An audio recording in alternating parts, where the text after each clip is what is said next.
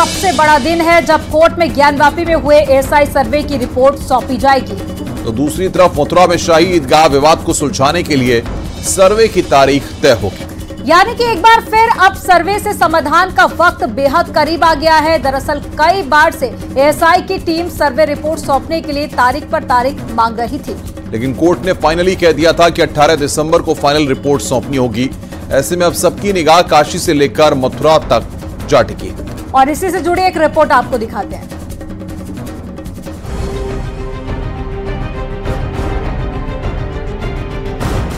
कल की तारीख एक बार फिर हिंदू पक्ष के लिए ऐतिहासिक होने वाली है, क्योंकि 18 दिसंबर को एक नहीं बल्कि दो खुशखबरी मिलने वाली है। पहले ज्ञानवापी विवाद में एएसआई की तरफ से सर्वे रिपोर्ट सौंपी जाएगी, तो दूसरी तरफ मथुरा में ईदगाह विवाद को सुलझाने के लिए सर्वे की रूपरेखा तैयार की जाएगी। ज्ञानवापी परिसर का सर्वे पूरा हो चुका है, कोर्ट में सर्वे रिपोर्ट सौंपना होगा। मथुरा विवाद में शाही ईदगाह का सर्वे होगा, कल सर्वे शुरू करने पर फैसला होगा। यानी जिस पल का इंतजार भोले और श्री कृष्ण के भक्त वर्षों से कर रहे थे, वो पल अब बहुत करीब आ चुका है, जब एक साथ दो विवाद पर पूर्ण विराम लगने वाला है। एप्लीकेशन अलाउ कर दी है और ये कहा है कि वहाँ पे एडवोकेट कमीशन का सर्वे जारी किया जाए। एडवोकेट कमीशन के सर्वे में कौन कौन होगा, कितने मेंबर पैनल बने, कितने बजे से होगा, कौन कौन उसमें जाएगा, वो सारे मोडेलिटीज कोर्ट 18 दिसंबर को तय करेगी। अच्छा, कितनी बड़ी जीत मानते हैं ये, क्योंकि जिस तरह की मांग कर रहे हैं? देखिए, मैं एक वकील हूँ और एक लॉयर होने के नाते मेरी ड्यूटी है कि जो केस के हमारे फैक्ट्स है उसको और पुख्ता किया जाए। हिंदू संगठन लगातार अयोध्या के साथ ज्ञानवापी और मथुरा के पुनरुद्धार की आवाज उठाते रहे। राम मंदिर का पुनरुद्धार सनातनियों की अपेक्षाओं के अनुरूप हो रहा है। काशी का उद्धार 3 साल पहले ही हो चुका है, तो अब बारी मथुरा की है, जहां कोर्ट के फैसले के बाद श्याम को विराजमान करने की शोर सुनाई देने लगी है। तो ज्ञानवापी में भी सर्वे से समाधान होने वाला है। ज्ञानवापी सर्वे पर कोर्ट ने आदेश दिया था, 18 दिसंबर तक रिपोर्ट पेश करना ही होगा। एएसआई टीम को अब वक्त नहीं मिलेगा, चौथी बार अतिरिक्त समय दिया गया है। सर्वे रिपोर्ट के लिए अब वक्त नहीं मिलेगा, यानी 350 साल पुराने विवाद को निपटाने के लिए अब सर्वे से समाधान होने वाला है। और उस तथ्य का प्रमाण ढूंढा जा रहा है जिससे साबित हो सके ज्ञानवापी मस्जिद नहीं मंदिर है, क्योंकि अब तक जो सबूत मिले हैं उससे मंदिर के इतिहास का बोध होता है। तो अब मथुरा में भी पूरी तैयारी हो गई है, क्योंकि अब शाही ईदगाह में सर्वे की बारी है। Bureau report, news 18। प्रधानमंत्री मोदी ने एक बार फिर काशी से 24 का चुनावी शंखनाद कर दिया। इस बार पीएम मोदी ने न सिर्फ विकास योजनाओं की सौगात दी, बल्कि विकसित भारत संकल्प की शपथ भी दिलाई। साथ ही प्रधानमंत्री मोदी ने उत्तर से दक्षिण तक चुनावी अभियान का रोड मैप भी तैयार कर दिया है। संबोधन के दौरान में पीएम मोदी ने कहा कि विकसित भारत संकल्प यात्रा सफल होगी, क्योंकि 140 करोड़ देशवासी अब संकल्प ले रहे हैं। साथ ही कहा कि देश को आगे ले जाएंगे, हर जिंदगी बदलेगी। पीएम मोदी ने भरोसा दिया है कि 25 साल में देश विकसित भारत बन के रहेगा। और तीसरी पारी में भारत सबसे बड़ी अर्थव्यवस्था के तौर पर दुनिया के सामने होगा। इसी से जुड़ी एक रिपोर्ट आपको दिखाते हैं।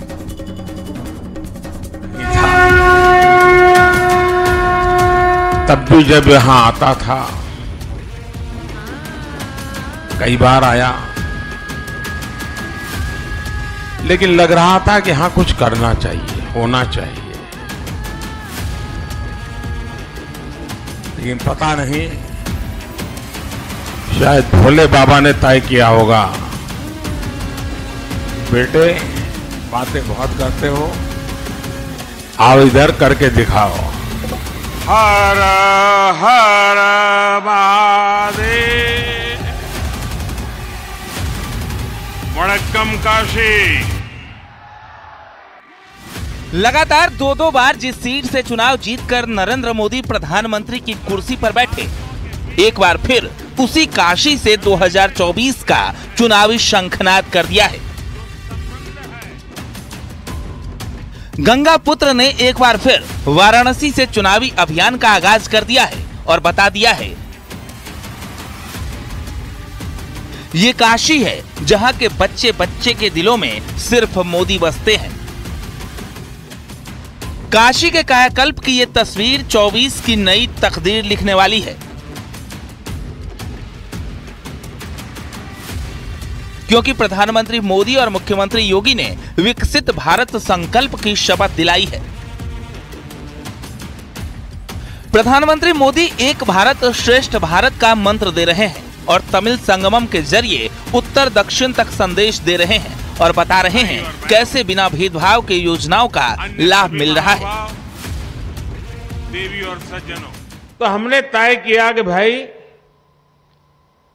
फिर से हम एक बार देश भर में जाएं, जो सरकार की योजनाएं हैं, जिनको मिला है, उनसे सुने कि भाई क्या क्या मिला, कैसे मिला, प्राप्त करने में कोई कठिनाई तो नहीं हुई, कोई रिश्वत तो नहीं देनी पड़ी, जितना तय था उतना मिला कि कम मिला। एक बार जाएंगे तो इसका हिसाब किताब भी हो जाएगा। पीएम मोदी का मिशन पूर्वांचल न सिर्फ विकास के लिहाज से अहम है, बल्कि इस दौरे का चुनावी मिशन भी है, क्योंकि मोदी के दौरे के साथ ही प्रदेश की योगी सरकार और बीजेपी पूरी तरह से चुनावी मोड में आ गई है। हिंदुस्तान के हर व्यक्ति को लगना चाहिए कि रेलवे मेरी है, ये अस्पताल मेरी है, ये अफसर, ये ऑफिस सब मेरा है, ये देश मेरा है। ये भाव जब जगता है तो देश के लिए कुछ करने की इच्छा भी जग जाती है। और इसीलिए ये जो प्रयास है ना, वो बीज बो रहा है। बीज इस बात का बो रहा है कि भाई हमारे मां बाप को मुसीबतें झेलनी पड़ी, हमें भी जिंदगी में मुसीबतें झेलनी पड़ी, लेकिन हमें अपने बच्चों को मुसीबत में जीने के लिए मजबूर नहीं करना है। पीएम मोदी और सीएम योगी जानते हैं कि 24 में हैट्रिक लगाने के लिए यूपी में 2019 से बड़ी जीत हासिल करना जरूरी है और यही वजह है कि पूर्वांचल की सीटों को साधने के लिए पीएम मोदी काशी से अभियान को धार दे रहे हैं। विधानसभा की 26, लोकसभा की 13 सीटों पर नजर, हर वर्ग हर समुदाय को साधने की तैयारी, लाभार्थियों को बीजेपी से जोड़ने की रणनीति, हारी सीटों पर कमल खिलाने की तैयारी, यानी आगामी लोकसभा चुनाव में पूर्वांचल में मुकाबला फिर से काफी रोचक होने वाला है। हालांकि पीएम मोदी की कोशिश पूर्वांचल की सीटों को फतेह कर 80 के लक्ष्य को साधने की है, जिसके लिए सीएम योगी भी कदम से कदम मिला रहे हैं। Bureau report, news 18।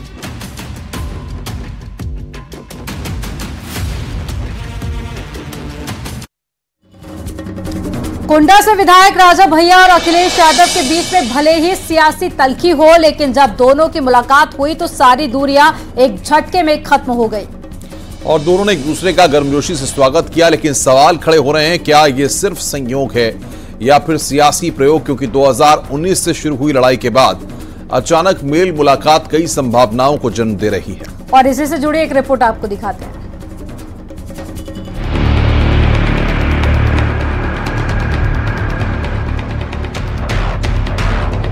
क्या राजा भैया और अखिलेश यादव के बीच की दूरी अब कम होने लगी है? क्या 2019 के वक्त जो दीवार खड़ी हुई थी वो अब टूटने लगी है, या फिर ये तस्वीर सिर्फ संयोग भर है जिसका चुनावी प्रयोग से दूर दूर तक कोई वास्ता नहीं? क्योंकि तस्वीर में दावत खाने पहुंचे दो विरोधी नेता आपस में हाथ मिलाते नजर आ रहे हैं, जो कभी एक दूसरे का नाम लेने से बचते रहे थे। साल 2022 विधानसभा चुनाव के दौरान अखिलेश यादव ने कुंडा से विधायक राजा भैया को पहचानने से इनकार कर दिया था। वहीं राजा और अखिलेश की इस मुलाकात के अब मायने निकाले जा रहे हैं।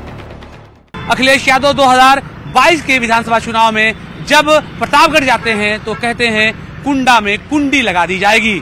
इसके बाद रिश्ते और ज्यादा तल्ख हो गए और राजा भैया ने कहा था कि कोई माई का लाल नहीं है जो कुंडा में कुंडी लगा सके। ऐसे में आगे जब सियासी समीकरण आगे बढ़ते हैं तो ये रिश्ते बहुत ज्यादा तल्खी में तब्दील हो जाते हैं। दरअसल 15 दिसंबर को लखनऊ के ताज होटल में समाजवादी पार्टी के नेता के भतीजे की रिसेप्शन पार्टी थी। उसी कार्यक्रम में अखिलेश यादव परिवार के साथ शिरकत करने पहुंचे थे और इसी कार्यक्रम में जनसत्ता दल लोकतांत्रिक के अध्यक्ष और कुंडा से विधायक रघुराज प्रताप सिंह यानी राजा भैया भी आ पहुंचे थे। इसी दौरान अखिलेश यादव और राजा भैया की मुलाकात हुई। इस दौरान सिर्फ न मुलाकात हुई बल्कि दोनों नेताओं ने हाथ मिलाकर एक दूसरे का अभिवादन भी स्वीकार किया।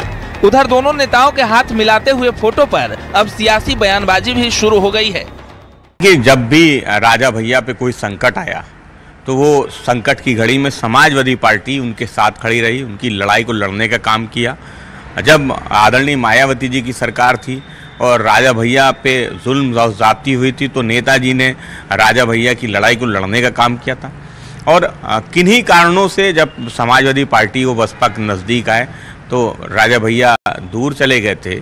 लेकिन अगर समाजवादी पार्टी की तरफ वो उनका झुकाव है और वहाँ समझते भी हम कि उनकी विचारधारा वही है, और अगर वो वापस लौटना चाहते हैं, आदरणीय अखिलेश यादव जी में विश्वास जताना चाहते हैं, तो उनका समाजवादी पार्टी में स्वागत है। सवाल उठना लाजमी है क्योंकि राजा भैया और अखिलेश यादव के बीच की दूरी 2019 के लोकसभा चुनाव से शुरू हुई थी। जब सपा ने बसपा से गठबंधन कर लिया था, राजा भैया ने इस पर नाराजगी भी व्यक्त की थी। तभी से दोनों नेताओं के रिश्तों में खटास आ गई थी। राज्यसभा के चुनाव में अखिलेश चाहते थे कि राजा भैया बसपा कैंडिडेट को वोट करे, लेकिन राजा भैया ने बगावत करके बीजेपी उम्मीदवार को वोट कर दिया। इसके बाद से राजा भैया और अखिलेश यादव के बीच दूरियां बढ़ गई थी। एक वीडियो ट्वीट करने को लेकर भी दोनों नेताओं ने एक दूसरे पर हमला बोला था और फिर इनके बीच सियासी खाई और गहराती चली गई। लेकिन अचानक दोनों की तस्वीर जब सोशल मीडिया पर तैरने लगी तो सवाल भी उठने लगे, क्या 2024 में कुछ बड़ा होने वाला है? तो राजनीतिक तौर पे अब 2024 का चुनाव भी है और बीच में भारतीय जनता पार्टी से भी उनके रिश्ते राजा भैया के खराब हुए। तो ऐसी स्थिति में अब सरकार भी योगी की चल रही है और उधर मोदी जी की चल रही है। तो अखिलेश की कल मुलाकात होना कहीं ना कहीं ये लगता है कि ये पुराने जो पार्टी से जो पारिवारिक रिश्ते थे वो फिर प्रगाढ़ हो रहे हैं अखिलेश के साथ। यानी मुलाकात के मायने जो भी हों, लेकिन दोनों के बीच की दूरी अब कम जरूर होने लगी है, क्योंकि कभी कौन राजा भैया कहने वाले अखिलेश अब गर्मजोशी से हाथ मिला रहे हैं। लेकिन दोनों के बीच बात क्या हुई, ये सियासी पंडितों के लिए जानना अब भी पहेली से कम नहीं। Bureau report, news 18।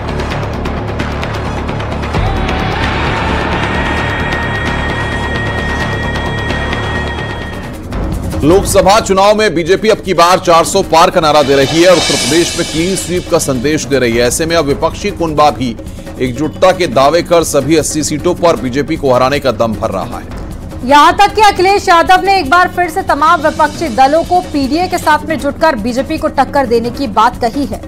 Akhilesh Yadav ने कहा कि विपक्षी दल साथ मिलकर चुनाव लड़ेंगे, इसके लिए बीजेपी के खिलाफ एकजुट होना होगा। उन्होंने कहा कि बीजेपी को सभी 80 सीटों पर हराना है तो पीडीए के साथ में विपक्ष को आना ही होगा। साथ ही अखिलेश यादव ने कहा कि बीजेपी हटेगी तभी देश खुशहाल होगा। यानी जिस पार्टी के पास फिलहाल सिर्फ 3 सांसद हैं, वो अब सभी 80 सीटों को जीतने का दावा कर रही है। रिपोर्ट आपको दिखाते हैं।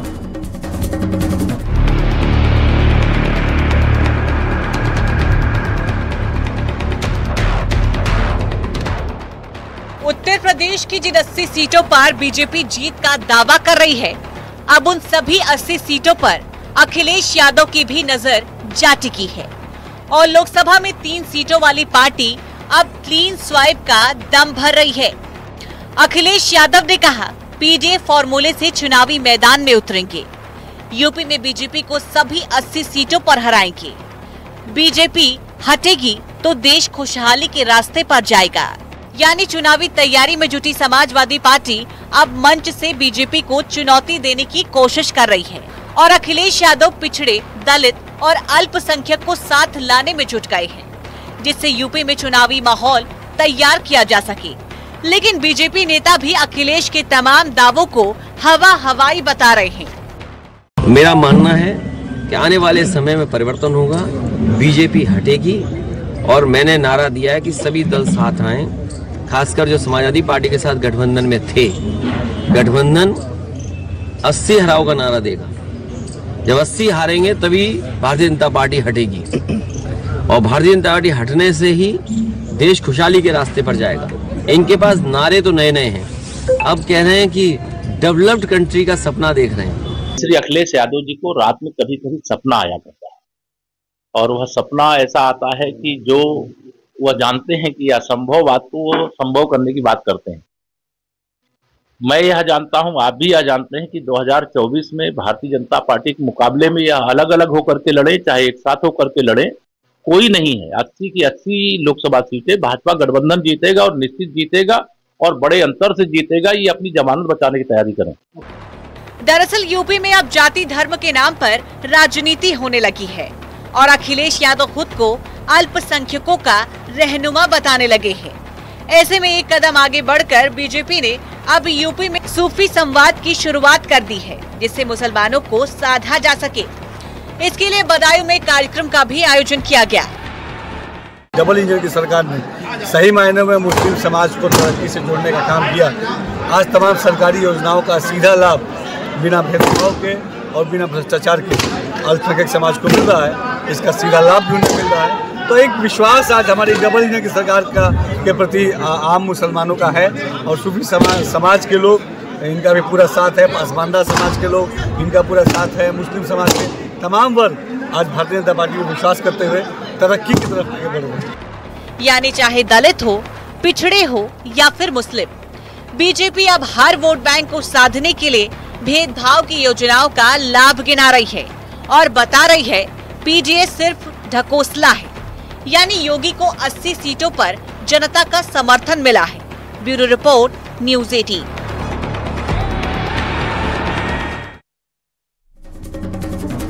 इंडिया गठबंधन की बैठक 19 दिसंबर को होने वाली है, लेकिन अभी तक सीट शेयरिंग पर तस्वीर क्लियर नहीं हो पाई है। और इस बीच पीएम मोदी ने विपक्षी गठबंधन पर करारा हमला बोला। उन्होंने कहा कि 3 राज्यों में इंडी गठबंधन का पहला टेस्ट था जिसमें वो फेल हो गए क्योंकि जनता ने मोदी की गारंटी पर मोहर लगा दी। अब आपको एक रिपोर्ट दिखाते हैं पीएम मोदी के इस बयान पर कैसे सियासी संग्राम छिड़ गया है।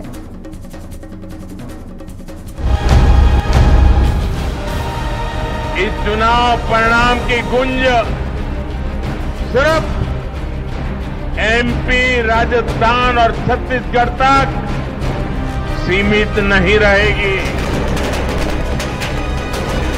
हैट्रिक ने 24 की हैट्रिक की गारंटी दे दी है।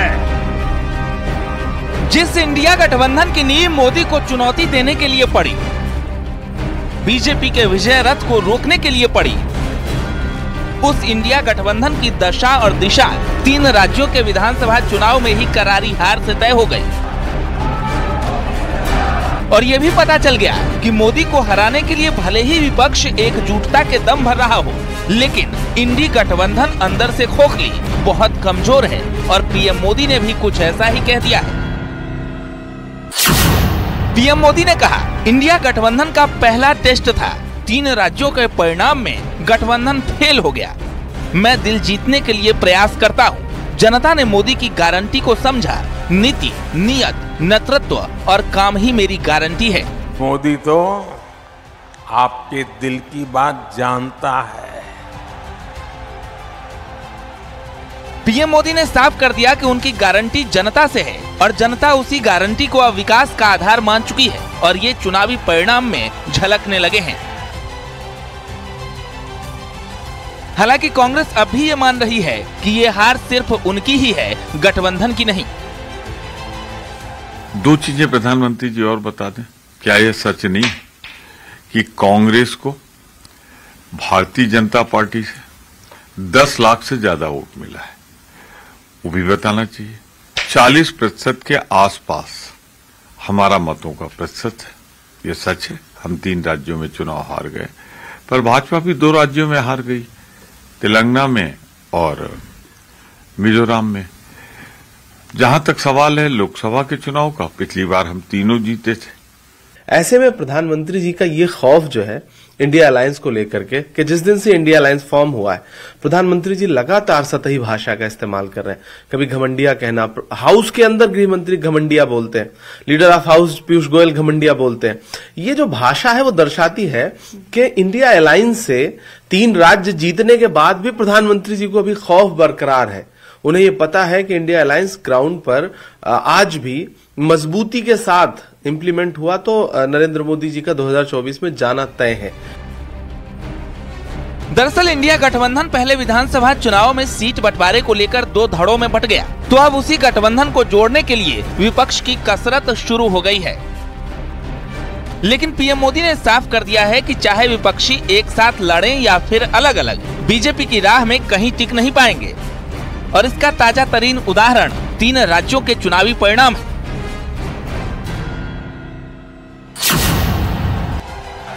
खैर, 2047 तक विकसित भारत के लक्ष्य पर पीएम मोदी आगे बढ़ चुके हैं और इसी दिशा में वो विकसित भारत संकल्प यात्रा भी चला रहे हैं, जो पूरे देश में अब नई मिसाल कायम कर रहा है। क्योंकि इस यात्रा से वो लोग भी जुड़ रहे हैं जिन्हें सरकारी योजनाओं का लाभ मिल रहा है, और ऐसे लोग करोड़ों की संख्या में हैं, जो अब बीजेपी का खास वोट बैंक भी हैं। Bureau report, news 18। मोदी की गारंटी है कि देश का कोई भी गरीब परिवार भूखा नहीं रहेगा। वहीं विकसित भारत संकल्प यात्रा कार्यक्रम के दौरान पीएम मोदी ने एक दिव्यांग शख्स से भी बातचीत की। काशी में हुए भव्य स्वागत पर प्रधानमंत्री मोदी ने ट्वीट कर लिखा कि वाराणसी में अपने परिवारजनों का जोश और उत्साह अभिभूत कर गया। दौड़ रन करते हैं, पैसा क्यों चलते हैं। हाँ। और पढ़ाई कितनी की? पढ़ाई हम कंप्लीट किए हैं, अभी सिविल सर्विस की तैयारी कर रहे हैं। तो यहाँ क्या क्या योजना का लाभ मिला आपको? यहाँ सर हमको पेंशन भी मिला है, बाकी दुकान संचालन के लिए अभी आवेदन भी किए हैं, बाकी उपकरण के संबंधित जो भी जरूरतें पड़ती है हमको। क्या दुकान चलाओगे? सर CSC का चलाते हैं अपना, उसी में स्टेशनरी डाल रहे हैं। अच्छा, तो कितने लोग आते हैं CSC सेंटर पे? सर काउंट तो नहीं करते, फिर भी आ जाते हैं, 10-12 लोग दिन भर में आ जाते हैं आराम से, कि हमारी जीविकोपार्जन हो जाए। तो महीने भर में कितनी कमाई हो जाती है? सर काउंट नहीं।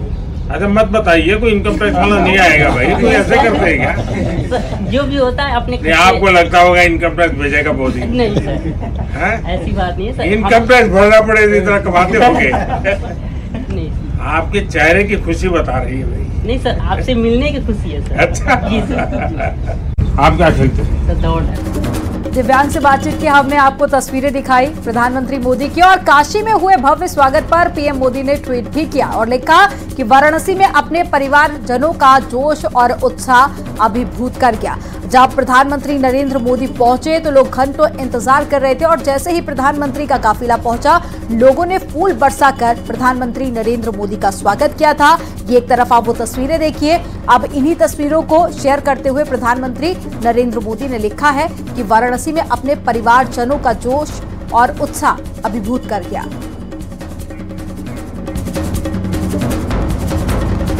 रुक रहे हैं यहां पर एक ब्रेक के लिए। आप देखते रहिए न्यूज़ 18।